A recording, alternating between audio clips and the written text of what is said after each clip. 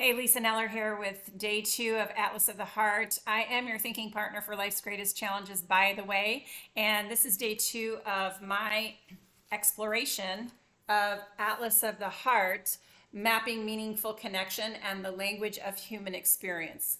And yesterday I reviewed the first chapter. It was an intro chapter, so it wasn't really the first chapter. I reviewed some of the reasons why Brene Brown went into this research. All of her books are research based. She's a researcher. That's what she does. And what she did with this book was interviewed and researched, surveyed so many people to find out more information about emotions. Originally, she had thought that emotions, or was told through other research, that emotions came down to happy, sad, and mad, which there's so many more emotions than that.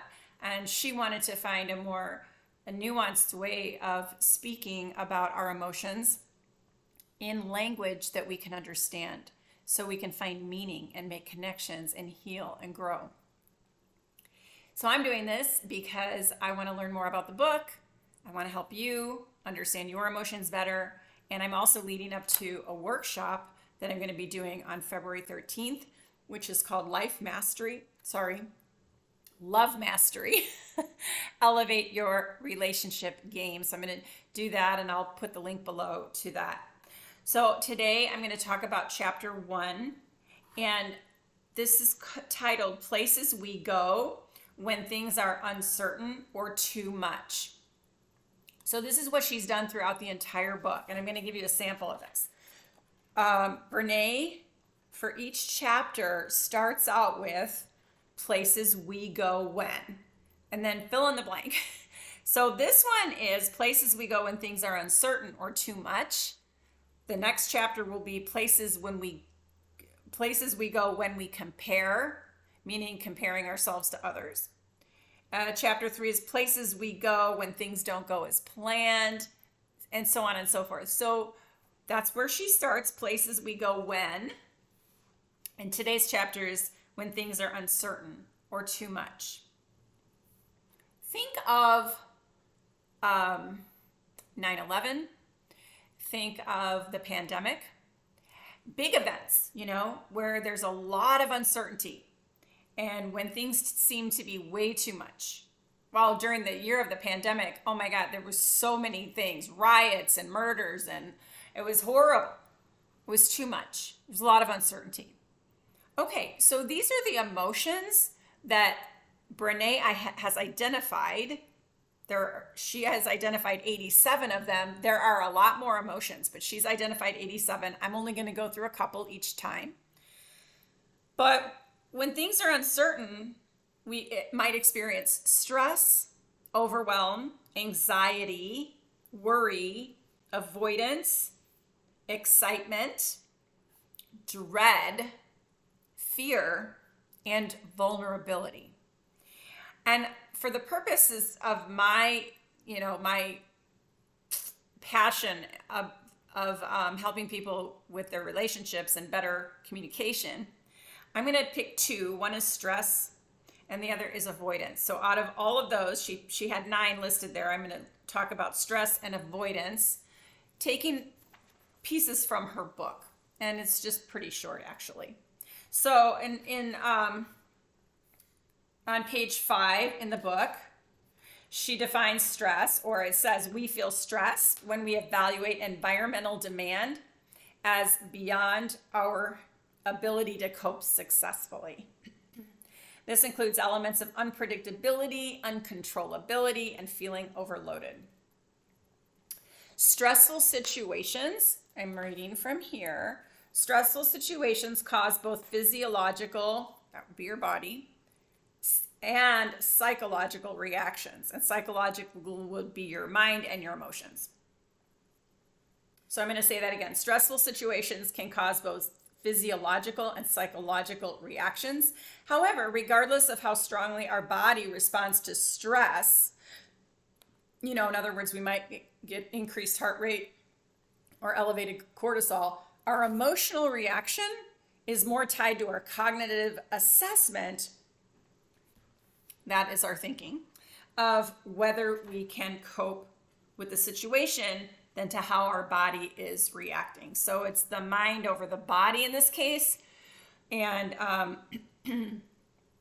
and so basically what she's saying is emotions are responding to thinking.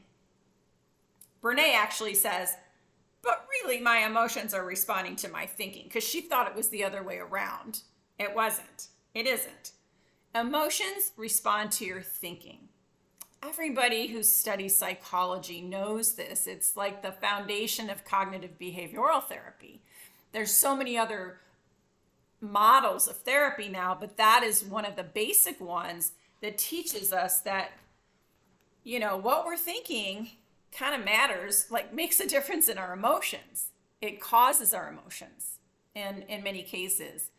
But trauma does too, you know, so past trauma that's like buried in the body, that will occur as well. So that's just a little bit about stress and kind of what I picked stress because it can affect relationships. When you are stressed out, you might take that out on somebody else, right? So I was just thinking that, okay, what did I do with my note cards for for stress? Okay, here we go. So stress can have an effect on our relationships and for the negative. So it's a good idea to recognize the effects of stress on the body and to examine events and thoughts leading up to the stress. Okay, here are some questions to ask yourself when you're feeling stressed out. How does my body feel? Am I coping? Can I cope? Can I handle this? And so we can observe that. If we pause long enough when we're stressed out, like I can feel stress in my body like nobody's business. Like if I'm stressed out, I know I'm stressed out, and I can say to myself, I'm feeling stressed. What can I do? What can I do? Because I don't really like the feeling. Like sometimes stress can be good.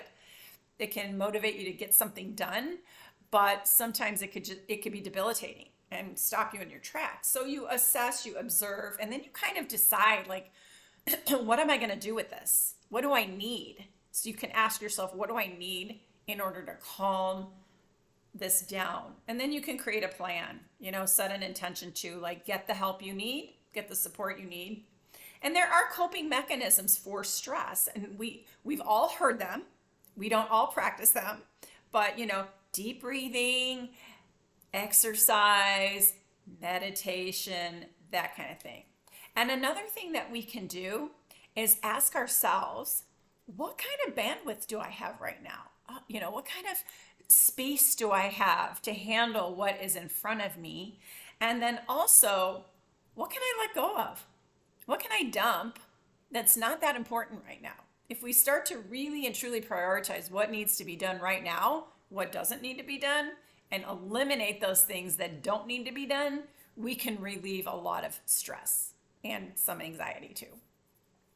Okay, and then the other thing I was going to cover in this chapter is avoidance, because avoidance is a big thing in relationships. Now, it says here on page 11, avoidance, which is a coping strategy for anxiety, is not showing up and often spending a lot of energy zigzagging around and away from that thing that already feels like it's consuming us. And avoidance isn't benign. It can hurt us, it can hurt other people, and lead to increased and mounting anxiety.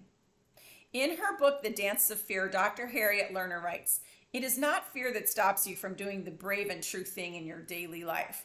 Rather, the problem is avoidance. You want to feel comfortable, so you avoid doing or saying the thing that will evoke fear and other difficult emotions. Avoidance will make you feel less vulnerable in the short run, but it will never make you feel less afraid." Okay, so what do you avoid in relationships? I can tell you what I avoid, and that is hard conversations. Sometimes my husband and I get into it, and it requires a conversation. It always does to heal something, So I avoid having hard conversations because I don't want the conflict. I don't want to fight anymore or, elevate my anger or anything like that. Another thing people avoid in relationships is setting boundaries. I don't really have a problem with that. That's not an issue for me, but for many people, it is a problem.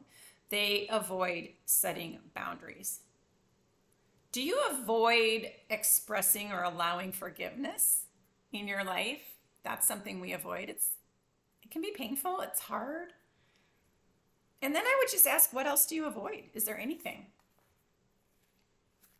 And then the last thing I want to share is this one little sentence that says, the entire premise of this book is that language has the power to define our experiences. So if you can name it, you can talk about it, you can understand it more, you can find meaning in that language, and then it can help you move forward. Okay, that's it for day 2. Thanks for watching. I'll see you tomorrow.